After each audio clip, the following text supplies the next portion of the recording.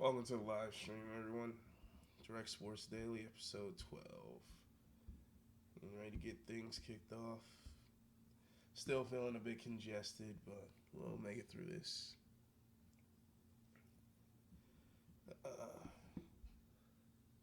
Just gotta bring up my intro. There we go. Recording in 3, 2, 1. You're listening to Direct Sports Daily, your source for a fresh new take on all the latest headlines from the world of sports. And now, here's your host, George Bennett. Welcome to the show, everybody. Today is April 18th, 2017. And pretty boring day for the the NBA playoffs. So we're gonna get things kicked off with hockey. Actually, a bunch of huge news in the world of hockey going down. These are some of the crazier playoffs we've seen in quite some time. Um, just looking at some of the games last night, Chicago ends up going down, but at least they finally put up some goals. After being shut out at home back-to-back games, they drop another one to the Predators on the road, 3-2. Nashville now leads that series 3-0, and for a team that finished as the top seed in the Western Conference, this is not a good look for them. Over the course of the regular season, they finished a full 15 points ahead of Nashville. So this comes as a bit of a shock. Their goal differential on the regular season was plus 31 to Nashville's only plus 16. So really, really not looking too hot for Chicago, and also given the fact that they are a slightly better home team than road team. Nashville now has a closeout game in their own building. For the top seed in the West to get swept in the first round, that's something that's not unheard of in the NHL, but certainly isn't commonplace. So we'll get more into the stark contrast between the first round of the NHL playoffs and the first round of the NBA playoffs later on this show. That's going to be like the main rant of the show. But elsewhere, you have Toronto knocks off Washington 4-3. They now take a 2-1 series lead. Another overtime game for that series. So um, Toronto also a team in position to pull off a big time upset. They finish 13 points behind the Capitals during the regular season. The Capitals had some of the best offensive hockey we've seen in quite some time. A lot of times we saw them put up 7+ goals in a game. Just looking at things now, they were the third highest scoring team during the regular season. And in terms of defense, like much was made about their offense. I know I literally just said much of their offense, but they actually had the best defense in the NHL, only allowing 182 goals during the regular season. So a plus 81 goal differential, which is staggering. Heading into the final 10 games, they were 8-2. So I know I just threw a lot of stats out there for you, but suffice it to say, the Capitals are very good, and they shouldn't be down 2-1 to the Maple Leafs. They've already surrendered home ice. It may be time to press the panic button in Washington and Pittsburgh. I mean, sorry, not Washington and Pittsburgh. Washington and Chicago, if I could actually name the correct city. Yeah, Washington and Chicago, the two top seeds in their respective conferences, are currently trailing. Chicago, it's a bit worse. They're facing elimination. And speaking of teams facing elimination, the Columbus Blue Jackets are as well, but this seems a lot. This seems pretty unfair for Columbus. They were the number three team in the East, and they have to face off against the number two team in the East in the first round. This is due to some weird seeding thing that the NHL does. I don't know how long they've been doing it. I know it can't be more than a couple years, but instead of doing the typical 1 through 8, one plays the 8, two plays 7, and so on and so forth, 3, 6, 4, 5, like they have a different way of seeding the teams for the playoffs. I'm not exactly sure how it works, but I think the number two team in each division always plays the number three team in each division, and the top seed plays whichever the worst wild card team is, and then the winner of the other division in a conference plays whichever the stronger of the other wild card is. If that makes any sense. It doesn't to me. But suffice it to say, Columbus finished 5 points ahead of Montreal, uh, but Montreal won their division. So Columbus gets kind of screwed over and has to play Pittsburgh in the first round, who they're currently getting swept by. They're down 3-0 in that series. But this is a team who should be, if we went by the old system, they'd be playing the Ottawa Senators, I do believe, instead of having to go against the Pittsburgh Penguins, which would give them a difference. Like Pittsburgh finished 16 points ahead of Ottawa. I'm sorry, 13 points ahead of Ottawa in the regular season. So not the system definitely fails Columbus in this aspect because just due to the sheer geography, they end up getting matched up with a team that's much stronger than they should have. And when you consider like contract bonuses and things like that, this is costing them money ultimately. And who knows? Maybe they play these teams at a different time. Different things happen. Who knows?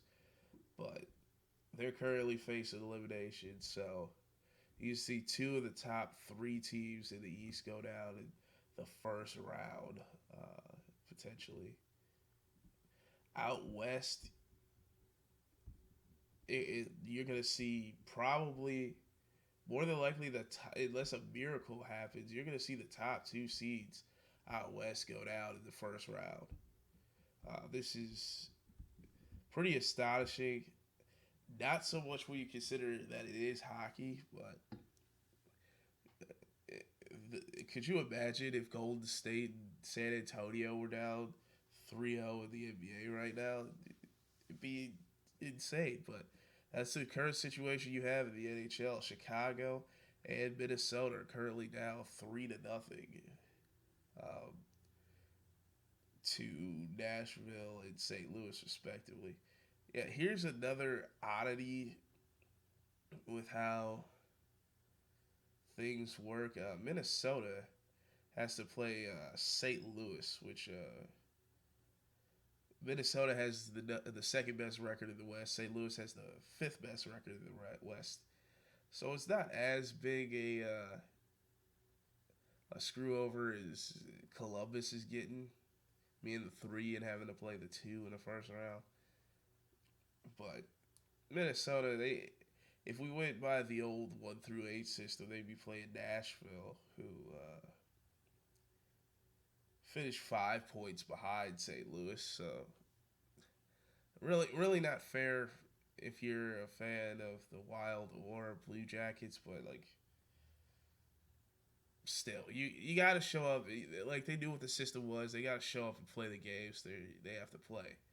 Um, if you want to ensure that you get to play a weaker team, you got to win the conference. But that doesn't seem to be helping Chicago much. So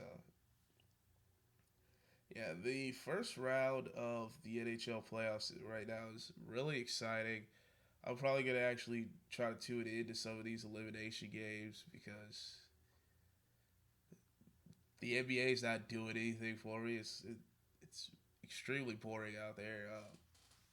Speaking of which, last night I didn't watch any of these games, so let's just take a look at the box score together. Hopefully, you guys didn't waste any of your time watching this. From what I heard, they were semi decent games, but ultimately the Cavaliers and Spurs both win, take 2-0 series lead. Surprise, surprise. Wouldn't be surprised if one of these teams drops game three. If though, uh, I would I would be mildly surprised.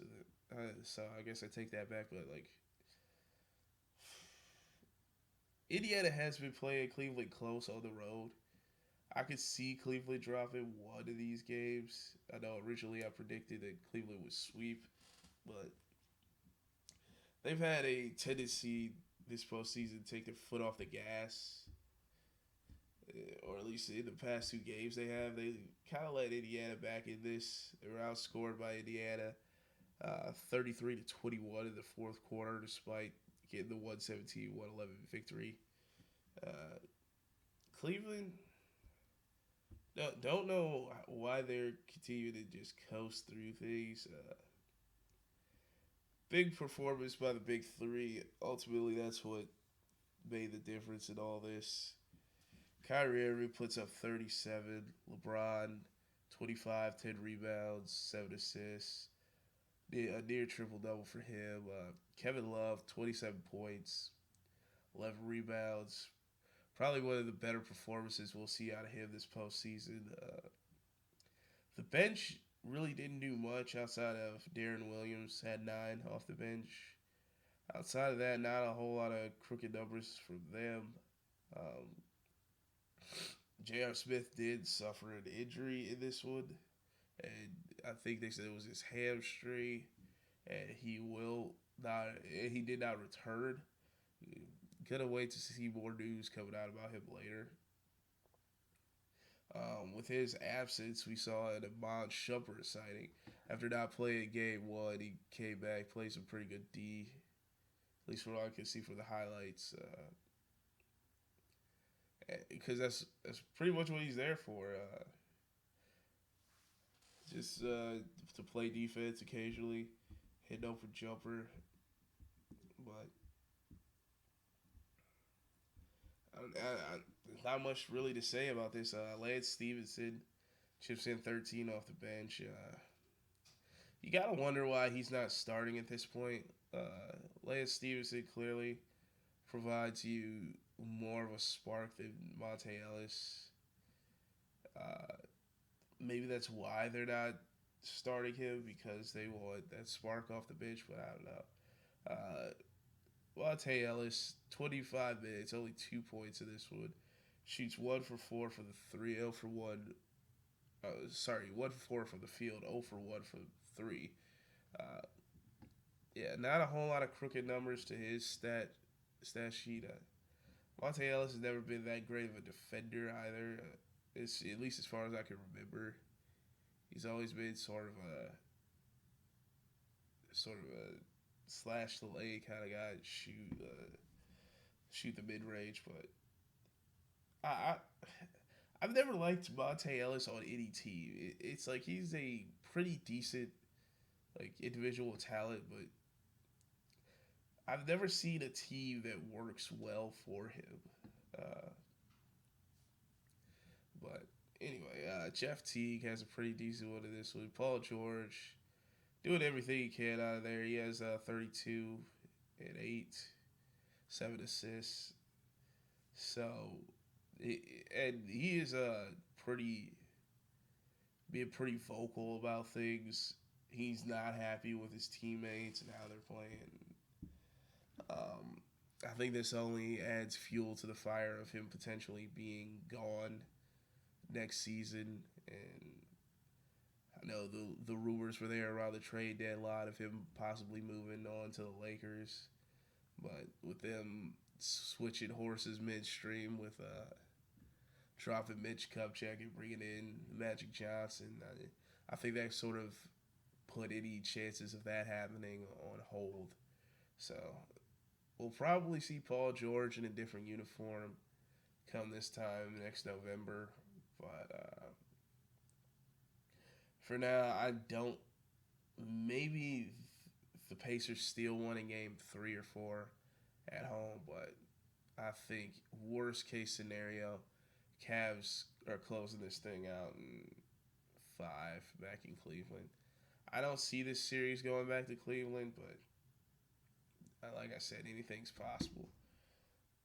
Uh, CJ Miles, every time you see him, he's screwing something up. Like, and I don't really like what Paul George said after game 1. He said some more about things after last night's game, but I want to more point towards what he said after game 1. How he said, "Yeah, I spoke to CJ, and he knows he needs to give me the ball back in that situation." Which was essentially what he said. Uh, I don't. If you had that conversation with CJ Miles, like, keep that between you and him. Like, I don't like that you come out and you start saying that in a press conference. That kind of like sort of throws CJ Miles under the bus. It seems like you're sort of blaming him for the loss when anytime in a one possession game like that, you're blaming one guy for a loss. Excuse me. It just comes off pretty scummy. Like there's probably a number of possessions we could point towards. Like maybe you didn't box out back in the second quarter, and that could have led to an offensive rebound that could have got points or something like that. So I really hate what Paul George had to say. I think it sort of and the thing is, like, the stats don't back up what he says. Sports Center brought out some stat where like he's like 0 for 14 or something like that in the last 20 seconds of a game on go ahead shots or something like that. It's like we all get it, Paul George. We know you're the leader of this team. That's not something that's being questioned. It's not like C.J. Miles was intentionally like trying to take a bad shot. It was a good look for him. Like the only problem is you have with it is that it was him and not you. I mean, they clearly the defense forced the ball out of Paul George's hands on that last possession of game 1. Like, how about just tip of the cap to the Cavs for knowing exactly what you're gonna do? You're gonna get the ball in your best player's hands in the last minutes. It's like if you're C.J. Miles, there's only seconds left on the clock at that point. If you pass up that shot, you have the potential of the pass not getting there in time, and Paul George not even being able to get up a shot before the end of regulation. So I don't fault what C.J. Miles did. He was on the court at that point for a reason. Uh, you can't just have 4 decoys out there. Like, in order to truly execute one of those last second plays, the defense has to be at least somewhat threatened by the rest of your team. And clearly, the Cavs aren't with the respect they showed George on that last possession. So I think that's enough of this game. Let's talk about the Grizzlies and Spurs. Obviously, Spurs win this one. I don't like as far as the Spurs are concerned. The playoffs don't really start until the second round. They'll play the winner of Houston and San Antonio. I'm sorry, Houston and Oklahoma City. But the Grizzlies are just too old. That the door is closed for them. Like they don't really have a lot of young stars coming up through the pipes. Basically your franchise building block is Mike Conley Jr. and he's I think like 27 or something with it, 29 actually. Wow, and he's pretty much the building block of your franchise. This is a team I think we're gonna see fall way off in the next couple years. Unless they start shipping guys out, like Marcus Saul's 32. Uh, Zach Randolph has to be older than that. Like he doesn't even start for you anymore, but he plays significant minutes. Even Jeff Green, who now starts ahead of Zach Randolph. Yeah, Zach Randolph's 35. Jeez, like Vince Carter, everyone knows is 40. So you basically got like it's not even Jeff Green, it's Michael Green. Oh wow, he's 26. Like you basically have zero young talent on this team, and the window is closed for the Grizzlies. I don't even know how you go about rebuilding this team because with Mike Conley Jr.'s contract, he isn't easy to move. I think he has one of the highest salaries in the NBA. So for what is probably I don't know the seventh, eighth best point guard in the NBA, that's not going to be an enticing piece for a lot of teams. In fact, let me just go through and look through all the teams real quick and see where Mike Conley actually ranks as a point guard. I definitely will put it. Okay, you got to put Isaiah Thomas, Kyle Lowry ahead of him. Got to put Steph Curry, Chris Paul, uh, Kyrie Irving. James Harden has moved to point guard, so he's probably ahead of him at this point. Um, Kemba Walker, I would probably put above him. John Wall, definitely. Russell Westbrook, definitely. Damian Lillard, definitely. So just going through a quick check, he's not even in the top 10 point guards in the NBA. So really questionable decision by the Grizzlies to re-sign him this offseason to that huge extension. But I think you're looking at probably years of bad basketball. And when you consider you got teams on the rise with great young talent like the Lakers, the Suns, uh, the Pelicans are probably going to be in the playoffs next year. The Mavericks have some good young pieces to build around. And all these teams have high draft picks. The Denver Nuggets. You're Memphis. Making the playoffs is probably a huge mistake for you. Excuse me. And I think if you're Frisdale, the head coach, writing's on the wall for you. And you can see is sort of complaining about the officiating, saying how Kawhi went to the line more times than his entire team, whatnot. The whole thing sort of comes out as a bit of sour grapes for Fizdale. I think he knows he's coaching a bad team that has really not much potential to get better. Like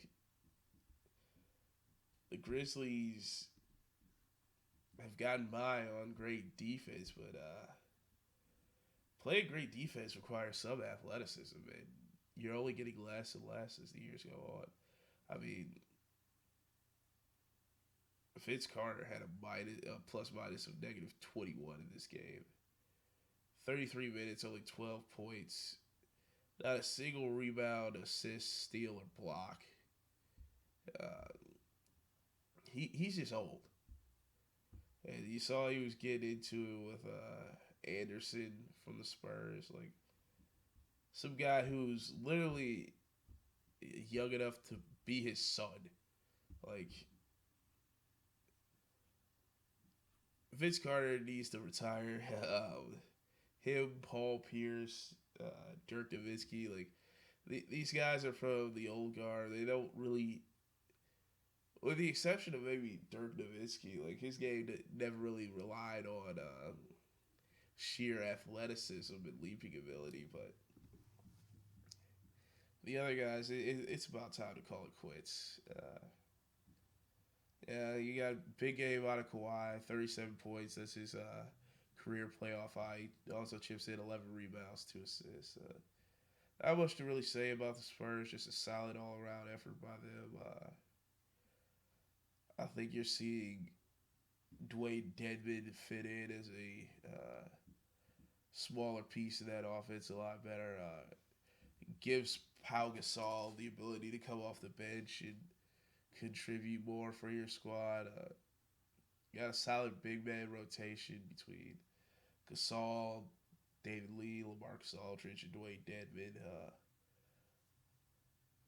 Like I said, Dedmon's mostly there for his defense and rebounding. He only plays 10 minutes in this one, which is all you really needed out of him. Ginobili, all for 4 for the field, but you can afford that when you get the offensive explosion out of a Kawhi. Tony Parker, they easily wonder that he is. Chips at 15.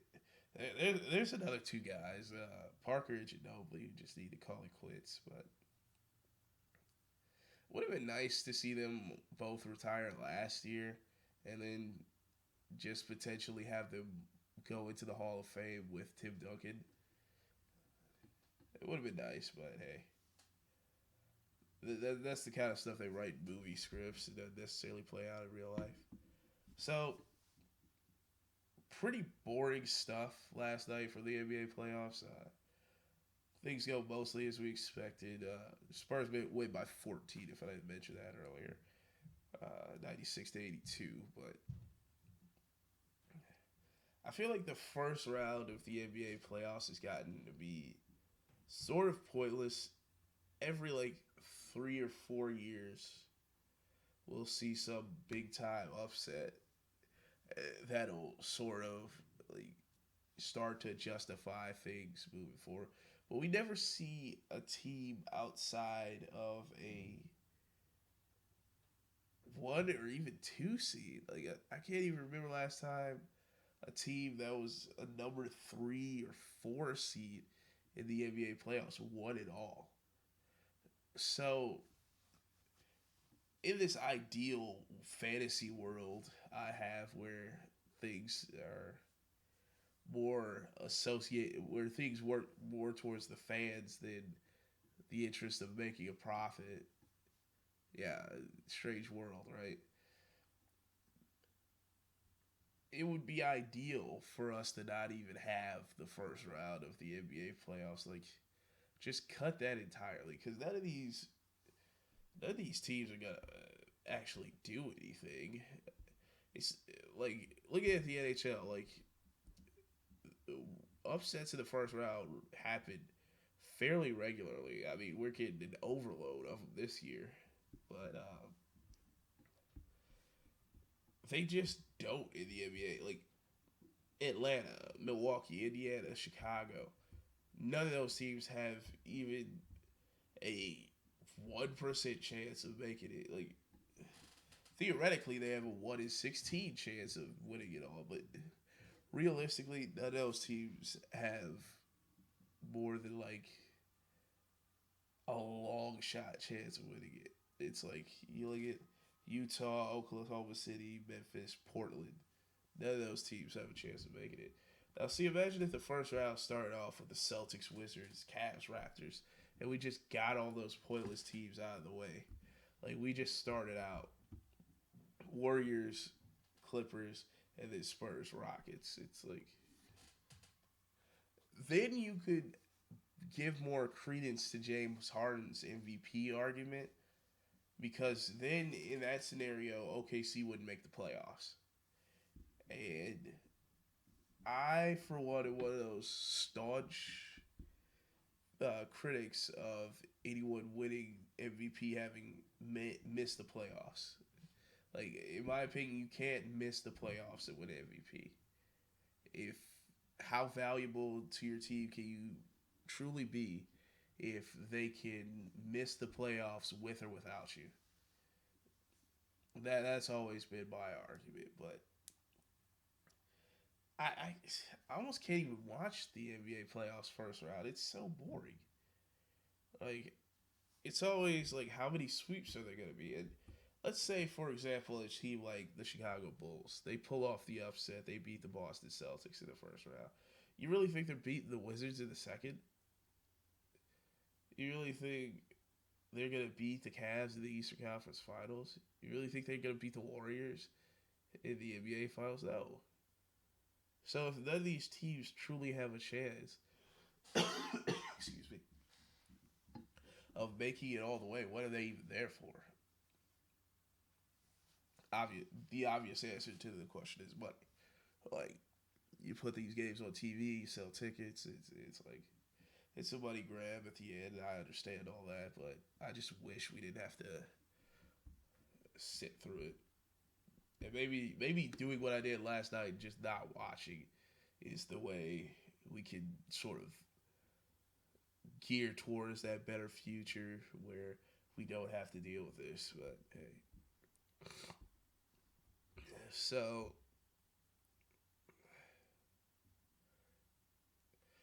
other headlines out there. Brock Osweiler shows up to Browns camp. This whole thing is weird. I don't know why the Browns made the deal for Osweiler. I feel like they were just doing the Texans a favor more so than anything. Just kind of taking that huge contract of his off their hands. I gotta believe the Texans are still paying a little bit of that, but hey. Uh, Not a whole lot else going on in the NFL. Zach Martin had his option picked up by the Cowboys. College basketball news. Josh Jackson is going to enter the NBA draft. No surprise there. Uh, Looks like Isaiah Thomas is going to play in game 2. Then he's going to fly out to Seattle from Boston to join his family. Good luck with everything with him. Andrew Luck says he's had a bum shoulder ever since 2015, and apparently he's just now getting surgery for it. Odd timing. It's weird because him and Cam Newton are both opting for these extremely late into the offseason surgeries, and it just leaves you scratching your head. Like, if you're gonna get this thing done, get it done in January. That way, by the time you get ready for training camp and whatnot, you're good to go. But speaking of quarterbacks, let's talk a little bit of quarterbacks in the NFL draft, because a lot of people are saying none of these quarterbacks should go in the first round, and I tend to agree. I think we'll definitely see, probably in the later stages of the first round, at least 2 or 3 quarterbacks go, because I feel like teams like to once they see guys are falling and falling, they like to trade up into the bottom half of the second round and pick up a QB. We saw the Browns do it with Brady Quinn. We saw the Packers do it with Aaron Rodgers. Both extremely different results. But Mitch Trubisky, by everyone's account, he is the best quarterback in this draft, but he doesn't leap off the film for anyone. He's not even like a Jared Goff type. We saw what happened with Jared Goff, and all these guys are pretty much projects at this point. You got Deshaun Watson, who I think will actually be a good uh, quarterback. Not too many people have him going higher than second round, even though he's like widely considered the second best QB in this draft. Some people even say they have him as a fourth rounder. So there's gonna be a lot of teams passing on him. Deshaun Kaiser, when the college football season started this past year, I'd say when we were in about a month in, I started doing some research on the draft and things like that, and because I had nothing better to do with my time back then, apparently. But I was seeing mock drafts that had Deshaun Kaiser going in the top 3, and I was like, okay, if this guy goes top 3, he's gonna be a bust. I saw many a draft with him going like number 1 overall, and then Brad Kaya at like number 3 overall. And I tweeted out, if you want to go through my tweet archives, you'll find it. But I tweeted out that Deshaun Kaiser, Brad Kaya, like I watched the game they played against each other, Notre Dame, Miami. I tweeted out that they were gonna be the question, the answer to the question, who were the biggest busts of the 2017 NFL draft. But now I can't say that anymore. They're not going to be busts. Like, where they're slotted to go, like, if Deshaun Kaiser even goes late first round, I don't see him being a bust at that selection. But where they had him going initially, I said, yeah. He was gonna just not live up to that expectation at all. I actually like him as a second or third rounder, like a guy you're going to put away and stash for a few years for one of the better teams. I think there's no franchise quarterbacks in this draft, like known franchise quarterbacks. But there are definitely quarterbacks you can put stash behind a veteran. I'm looking at you, New Orleans Saints. Stash behind a like really good veteran and grew for the future. Pat Mahomes, obviously one of those guys. Josh Dobbs, I think he's pretty much just him and Chad Kelly are going to be journeyman backups, but guys who can be solid. Trevor Knight, I'm not sure he wouldn't be better off as like a wide receiver. Personally, he's got a lot of speed. He's 6'1", so he's got decent size for a wide receiver at least. Like runs a 4.5 40, which isn't terrible. So I think he would probably make it better as a wide receiver. Like he's got big hands. He can wrap his hands around the ball easy. So I think if he's willing to move over to wideout, I think teams will take more of a look at him. And then you got guys like Gerard Evans and Nate Peterman and guys like that who are still in the mix. I'm not too familiar with Davis Webb, however. Probably look at some tape on him over the next week or so. Get back. It could be just that system, and Cal makes quarterbacks look good, but I'm not really gonna make that determination on him just because he went to Cal. But hey, we'll see. But that about does it for today's show. I thought this was going to be a shorter show since there was nothing to talk about with the NBA playoffs, but it ends up running our normal time, a little under 40 minutes. I want to thank everybody for watching and listening across all the various mediums, and I'll be back tomorrow with more Direct Sports Daily. This has been another episode of Direct Sports Daily. Thanks for listening, and to keep up with the show, follow us on Twitter @the DSD Podcast. Subscribe to us on iTunes, Google Play, or Stitcher Radio, or visit our website, www.directsportsdaily.com.